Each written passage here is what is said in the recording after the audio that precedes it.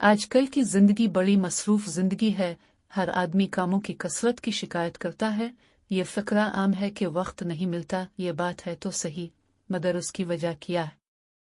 क्या वक्त कम है या वक्त ज्यादा है?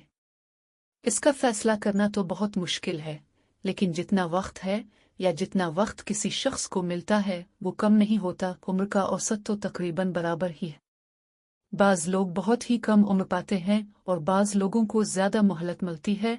लेकिन जहाँ तक काम के लिए वक्त का सवाल है, इसका ताल्लुक उम्र से नहीं है, वक्त को काम में लाने से है। दुनिया में जिन लोगों ने बड़े बड़े काम किए हैं, उनमें बहुत कम लोग ऐसे हुए हैं जिन्होंने बड़ी उम्र पाए। उन्होंने जो कुछ काम किए वो औसत उम्र ही के अंदर अंजाम दिए, और ज़िंदगी ने जो मोहलत उनको दी थी इससे उन्होंने पूरी तरह फ़ायदा उठाया, वक्त ज़ाय नहीं किया और बड़े बड़े काम करके नाम पाया।